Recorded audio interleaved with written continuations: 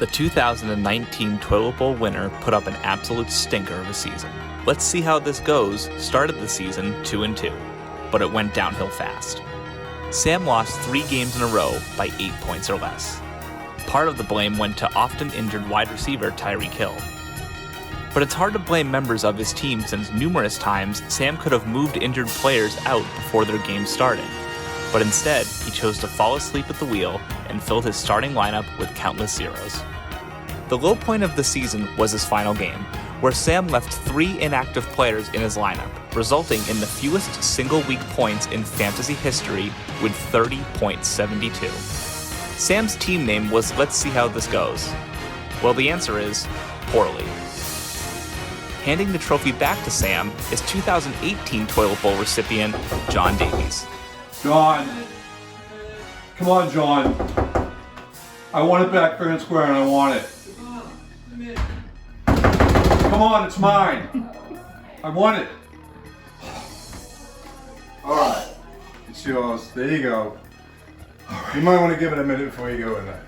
Why? Oh my God, Jesus Christ!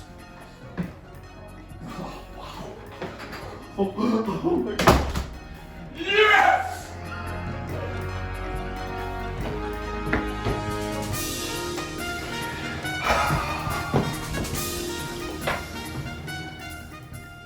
It's mine again.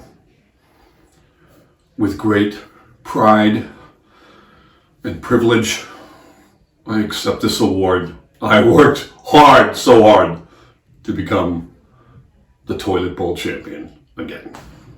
Thank you all. It may travel around, I don't know yet, it may travel the world, we'll see. But thank you again. It was deja vu in the 2019 fantasy football season for defending champion Kellykat, as she kept the same strategy as last season, and it paid off tremendously. Kelly went through the motions during the regular season, led by quarterback Russell Wilson and wide receiver Julian Edelman. She finished with a 7-6 record, which was good enough for the number 5 seed in the playoffs, but she was riding a 3-game losing streak, and her top 2 draft picks, David Johnson and Juju Smith-Schuster, became unusable. With the odds stacked against her in all 3 playoff matchups, Kellykat became the undercat and was able to claw and scratch her way through the postseason. She kicked things off against former champion and current husband, Mike Drop, and won a low-scoring nail-biter with the help of wide receivers Julian Edelman and Robert Woods in a 76-71 upset. In her 3rd straight semifinals appearance, Kellykat unleashed her secret weapon against the top-seeded J-Man's Omen. Cardinals running back Kenyon Drake scored a whopping 38 points, which nearly counted for half of Kelly's points for the week, as she won another low-scoring match, 83-71. Kellykat set her sights on number 3 seeded Will in the finals, as FAMtasy Bowl 7 featured our previous 2 champions with history on the line. Although they both had quiet seasons, this matchup was filled with star power.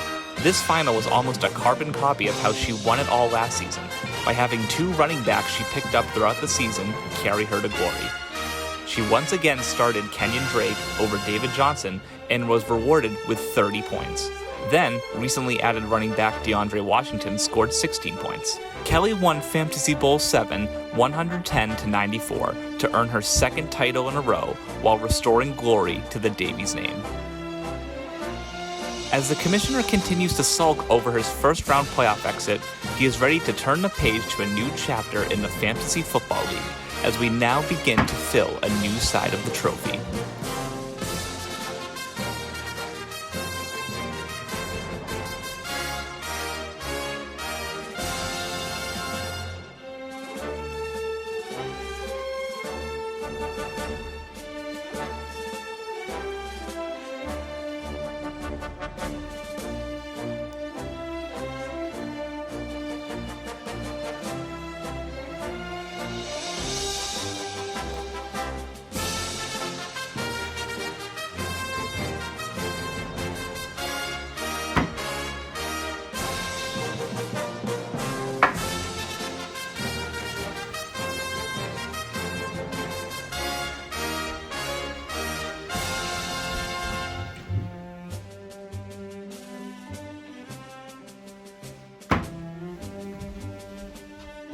And now, your league commissioner. Hello everyone, and welcome to the 2019 Fantasy Football Trophy presentation. I'm your host, Commissioner Mike Davies. And the 2019 season was actually pretty wide open. There was pretty back and forth in the standings, and the top two seeds, John and Carter, got knocked out in their first playoff match. So, as wide open as it was, it came down to the two previous champions of the Fantasy Football League, Will Migra and Kellykat. And as exciting as the whole playoffs were, Kellykat has become our first ever back-to-back champion. So, joining Sheila as the only two-time champion of the Fantasy Football League, I now introduce you to the 2019 Fantasy Football champion, Kellykat. Hello. Hello again. This is normally the time where I bring in last year's champion and they would be holding the trophy and going over what they did with it. But we're going to kind of skip that stuff because you had it and it's yours again. So, I will now proudly present to you the trophy. Thank you so much. What an honor. Feels right at home. Really? So how does this feel different than your win from the 2018 season? You know, it kind of feels the same. I feel like this year was a little harder for me to win. My team wasn't as strong. I didn't have Mahomes to get me all those points. It really all came down to the schedule this year. I kind of got lucky, got my wins here and there, and chugged away to the final. Yeah, so you made the playoffs as the 5 seed, and I think this is an important time to bring up your first playoff match, which was against me. And TMZ Sports may have picked up a text conversation between me and Max, and I was pretty confident that I was going to beat Kelly, and I believe I mentioned possibly that I was going to beat your team no matter what, and that your team was trash, and a few things that you weren't supposed to see and eventually came out during one of our family parties. So, not only will I beg you for forgiveness, do you have any other comments on what you've heard or seen? You know, you're a very well-respected commissioner, and that one stung when I found out about that. It was very Goodell of you, but you owning up to this right now means a lot, and I hope you learned a valuable lesson that you can never underestimate the undercat. Then that's right. It's right. It's right. I believe I did call you the undercat throughout the playoffs. Well, so your playoff matches were actually really strange.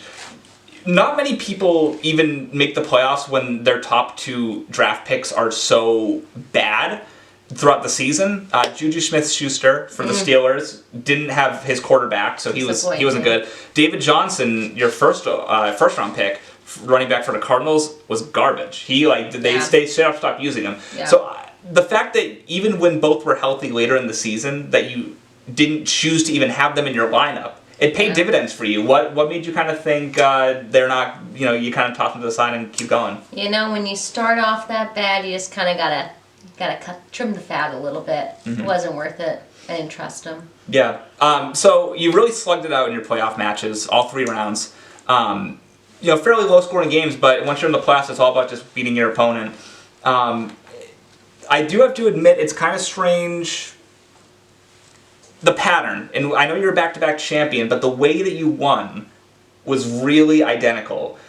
Picking up random running backs that are just kind of plug-and-play guys, even for regular teams in the NFL. Yeah. I believe his name was DeAndre Washington for the Raiders. He propelled you. He gave you double-digit points in the fantasy playoffs. Your biggest signing, Kenyon Drake, scored over 30 points multiple times in the playoffs, and he was the one who replaced David Johnson. Yeah. How do you do it? Do you just see someone's name? Do you see projected points? Just please tell people how they can find these players and do so well in the playoffs like you have been doing. I think it's hard because I don't really follow football as much as everybody else does, and so when players get snatched up really quickly, I have very limited options. So I kind of just, you gotta look at the stats and say a little prayer as you pick them up. Yeah, absolutely. And like I said, you did great in the playoffs. Let's talk about the championship game. The 2017 champion, Will Migra.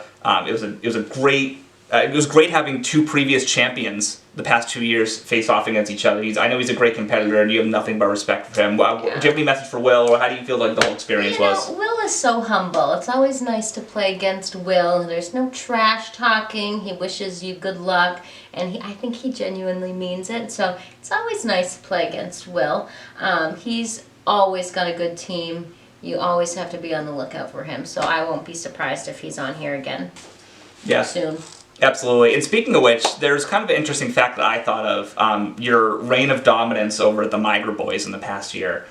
First of all, there was the 2018 FAMtasy postseason against Max, David versus Goliath, and you were able to defeat him. Then at the summer party, you had the egg toss final between Cody and Carter, and you were able to win that egg toss crown as well. And then this year, you were able to defeat Will in the playoffs. So in order, from oldest to youngest, you beat all of them. How do you feel about that? It's been a great year. Man, yeah, I guess I have just swept through the Migra boys. I don't know. Wow, what an honor. And who knows? Maybe there'll be there might be some revenge. We'll have to wait and see. I'm sure they're coming for me. Yeah. Well, so you have the trophy now. Are you going to do anything different this year than you did last year? What's the plans with it? Hopefully this year, with all my winnings from the season, I'll buy a house and it can go right on my mantle. I can see it every day. That would be nice. Ambitious goals for the Kellykat. Well, I'm very proud of you once again. I'm so glad that you were able to start our new side of the trophy, the new nameplate. Kelly Davies right there. Our first back-to-back champion. We are so excited to get football back in our lives again. So enjoy the off season. Enjoy everything. Until next time, Commissioner Davies.